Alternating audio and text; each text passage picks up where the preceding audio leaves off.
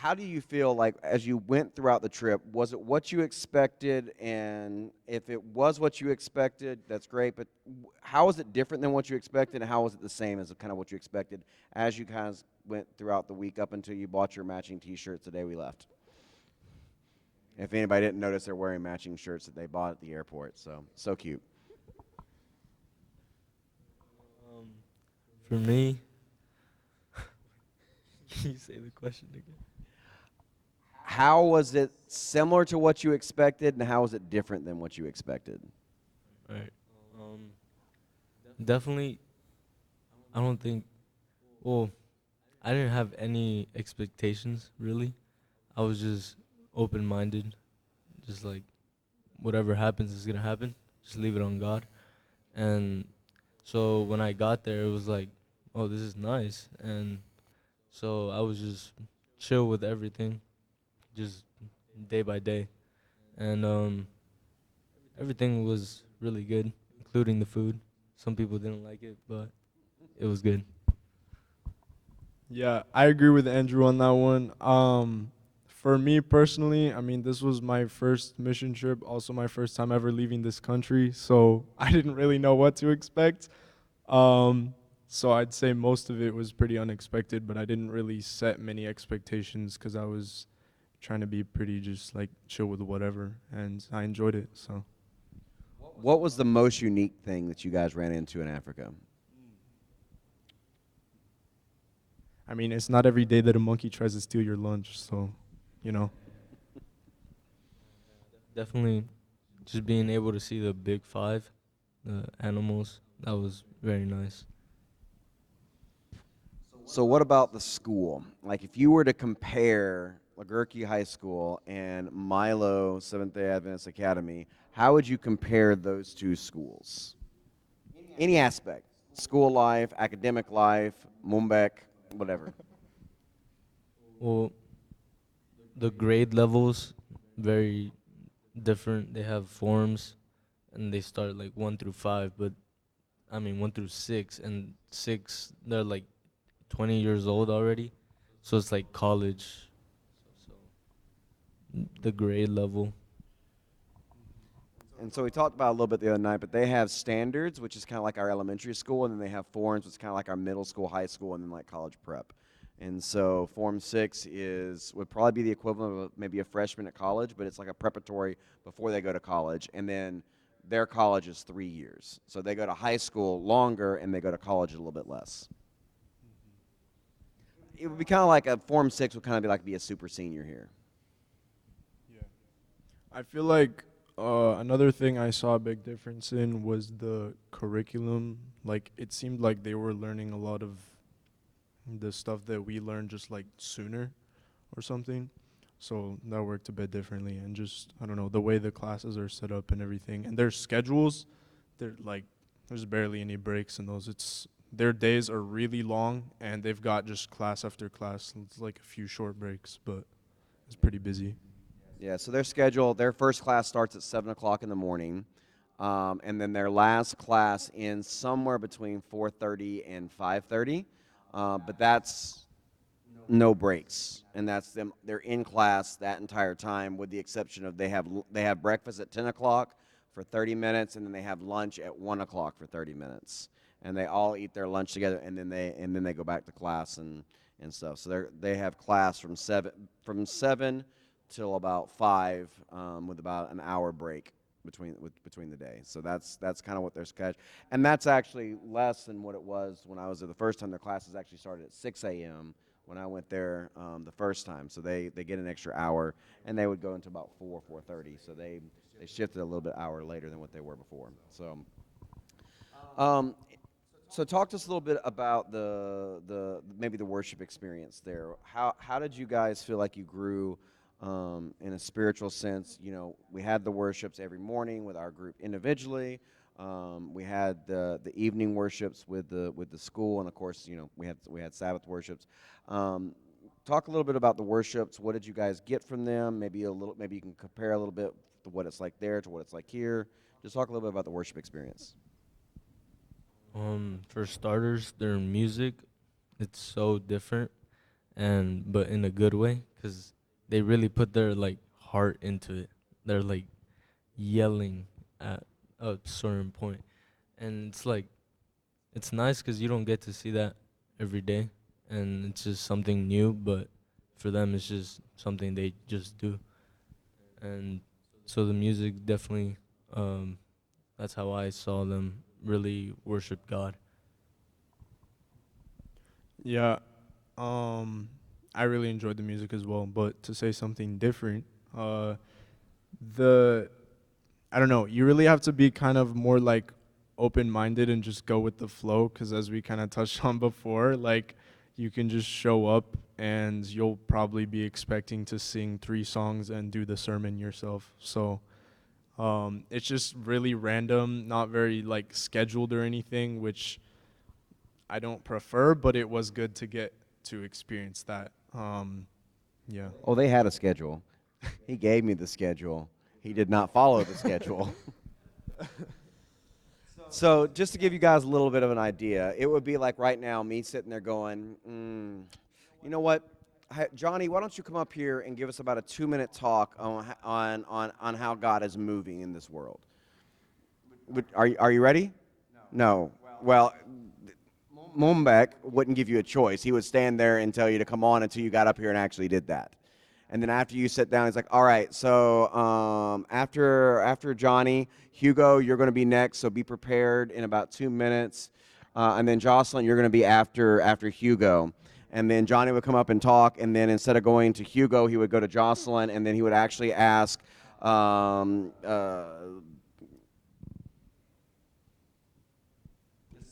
to come next, and he didn't even prepare her to do that. And that was regular that they would do that. So that was one thing. That to me was the thing that was the most nerve-wracking to me.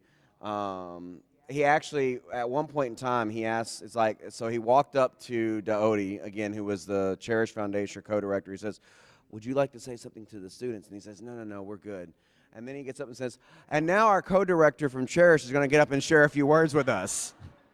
So he asked him, said no, and still invited him up there. So yeah, there was some. It was definitely a different experience, and I took note of that. So maybe this Sabbath, just be prepared that you may get called up to do part of the sermon this Sabbath. So just so you can get a little taste of Africa there, and then and so after Johnny speaks for a little bit, and then we're gonna have let's see.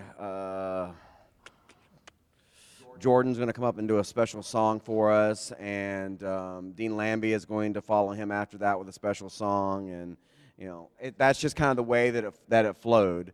They didn't have lights in their face, so they could see everybody a little bit better than what we can see you guys right now. But it was really, for me, that was actually one of the things that I thought was the most cool and the most nerve-wracking, because as somebody that likes to prepare, I don't like just being called and put on the spot. I was told before I went there, I'm like, well, how often am I going to speak? What do you need me to start preparing for?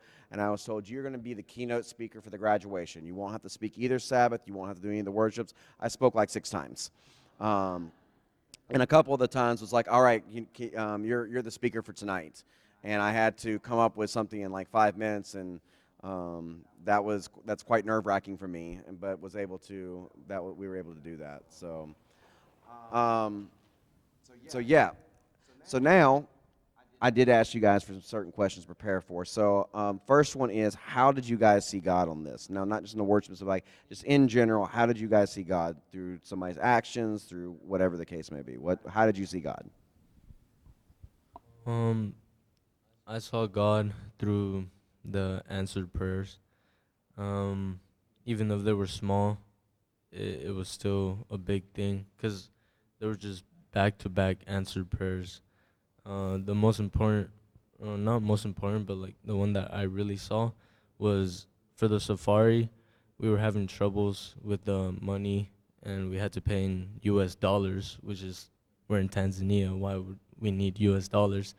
But so that was like a problem, and Pastor Tom sat us all down. He was talking to us. He was like, "Hey, we should pray for this."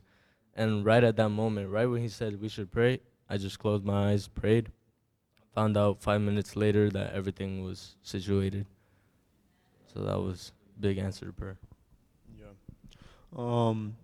I think I also saw God in just the way that the students at the school acted, like especially with things like worship and whatever. They were just so like enthusiastic and like I don't know. They were just ready to worship, and all their singing, like he was saying, like they're really singing, like they're not shy, whatever. They're praising God, and that was really cool to see, as well as just the way that they interacted with us. They were all so happy to see us there. So maybe it's different on their like daily, but they were pretty positive for most of the time, I'd say, and that was just really cool to see. So Very cool. Very cool. And so, obviously, as we've talked about each night, we're planning on doing another mission trip next year. What advice would you give somebody, or what encouragement would you give somebody if somebody's thinking about maybe signing up to go to the Philippines next year and do our trip? What advice would you give them? Um, it's definitely possible. Just keep praying about it, and if you really want to do it, and if you keep praying about it, it will happen. Um, I know for me, at first I was like, where am I gonna get $3,000 from? And my church helped me a lot, and my family, and so yeah, just pray about it, and if you really want it to happen, it will happen. yeah, I agree. With this, when I first heard about the mission trip, I've heard about different mission things like this that have been announced to schools or whatever, and for whatever reason, I was always just kind of like, oh yeah, people are going on that. Like that's not me, whatever. But this one, I did the same thing, but then I started thinking about it, and I was like, but honestly, like I could go. I don't know where I'm gonna get the money, but like I could. So I started asking my parents about it, and I was like, "Do you guys think this is something I should do?" And they're like, "Oh, absolutely." And my dad's been on a bunch of mission trips, and he has cool stories from those. So I asked them about it, and they were like, "Oh, absolutely, you should go." So I'm like, "Well, where am I gonna get this money?" And me as well, I prayed about it, and I was like, "Look, God, if you want me to go, I know you'll get the money. But if you don't want me to go, then I mean, I already don't have the money, so not that hard. But if you really want me to go, I know you'll get me the money." And obviously, it wasn't instantly, but I mean, the money really kind of came out of nowhere. I just asked a bunch of people and churches, and I did some talks and whatever, and I ended up getting more than what I actually needed. So if you're thinking about going on the mission trip next year or in the future at all, and you're not sure, pray about it. Um, and I'd say do it, but obviously do it for the right reasons. Don't do it just because you want to go visit the country or you just want to go hang out with your friends or whatever. That's a vacation. That's not a mission trip. So if you actually want to go do some work for God, pray about it, and He'll make it happen. All right. So the last question is on that one. When you're going on a mission trip, you're going for the mission, right? You just mentioned that. But there is the camaraderie, there is the relationships you build on that. There are that's an important aspect. Of course, experiencing the culture is also an important aspect. But going with the idea that you're going to serve. But how do you feel like your relationships actually were impacted with some of your classmates, maybe that you don't normally hang out with? How do you feel the relationships was with our students, your classmates, and then how do you feel like the relationships was with the actual with the students that you met there? Funny thing is, me and Kylan, before this mission trip, we would not talk too much. It was just small talk. After this, I feel like me and Kylan are very close. So that's definitely a relationship that grew during the mission trip. And also, just meeting the people there, they were all friendly, polite, everyone. And it was just very, like, warming because you felt like they wanted you there. And they really did. So, and I got to meet a lot of people and made some really close friends there.